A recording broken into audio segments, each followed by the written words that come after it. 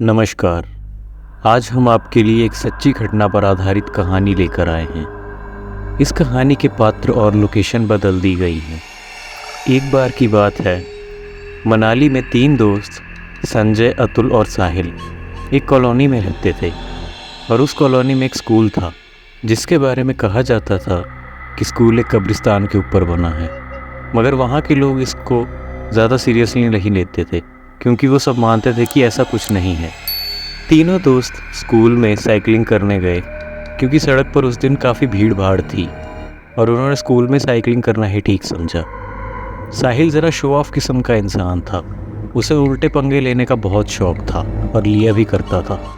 शाम के अराउंड 6 बज रहे थे और तीनों स्कूल के ग्राउंड में साइकिलिंग कर रहे थे। स्कूल का ग्राउंड स्कूल से हाई एलिवेशन पर था, मतलब ग्राउंड से पूरा स्कूल दिख सकता था। तो संजय, अतुल और साहिल साइकिलिंग कर रहे थे।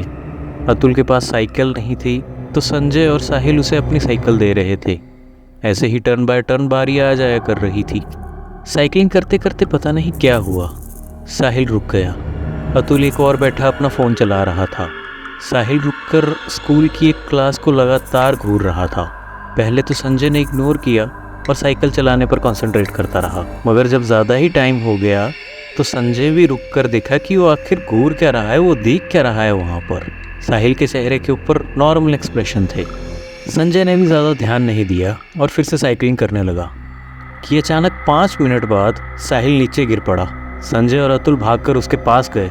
उसे हाथ लगाया तो देखा उसका शरीर लाश की तरह ठंडा पड़ा था। ये देखकर संजय और अतुल पूरी तरह डर गए और वो उसे उठा के स्कूल के गेट के बाहर ले गए। सौभाग्य से स्कूल के साथ में गुरु रविदास जी का एक गुरुद्वारा था, वो उसे वहाँ ले गए। ये देखकर उन्हें कुछ समझ नहीं आ रहा था कि साहिल की बॉडी इतनी ठंडी पड़ी थी पर फिर भी उसकी सांसें चल रही थी, मगर वो सांसें तेज़ी तेज़ी से ले रहा था। और करीब आधे घंटे बाद जब वो नॉर्मल हुआ, उसकी बॉडी का टेम्परेचर भी नॉर्मल हो गया।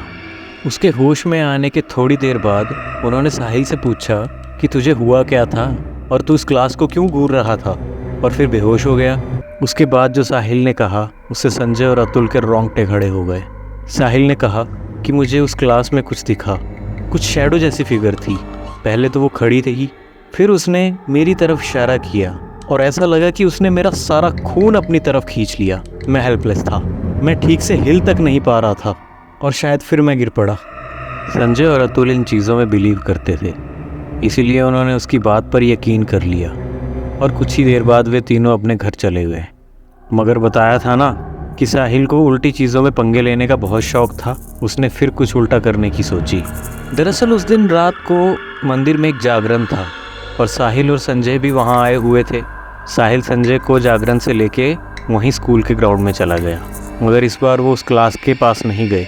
साहिल कोने में संजय को लेकर बैठ गया और वो दोनों बातें करने लग गए। ग्राउंड में जहाँ वो बैठे थे वहाँ से भी पूरा स्कूल साफ नज़र आता था क्योंकि स्कूल का ग्राउंड हाई एलिवेशन पर था। तो वहाँ बात करते करते साहिल की नज़र स्कूल के एक क्लास पर गई और उस क्लास के फ्लोर की काफ़ी लाइट्स जगी हुई थी, मगर सारी नहीं। तो एक क्लास की लाइट फ्लिकर होने लगी और उस फ्लिकरिंग में उसने देखा खुले बालों में एक औरत और वो वहाँ घूम रही थी, यहाँ से वहाँ। साहिल जम सा गया। जैसे ही संजय पीछे मुड़ा तो वहाँ तो सब कुछ नॉर्मल ही था। उसने साहिल को झटकाया और होश में लाया। साहिल की जैसे ही नज़र स्कूल से टूटी वैसे ही वहाँ से भाग खड़ा हुआ और संजय उसके पीछे पीछे भागा और वो जागरण में चले गए। जागरण होते होते सुबह हो गई। वो कुछ कह नहीं पा रहा था। पूछने पर उसने सारी बात बताई, मगर उसने किसी से कुछ न कहने के लिए कहा। मगर आज तक संजय, अतुल इसी कन्फ्यूज़न में है कि साहिल ने वहाँ जो देखा क्या वो सच था या उसका भ्रम। अगर वो सच था तो वो थी कौन।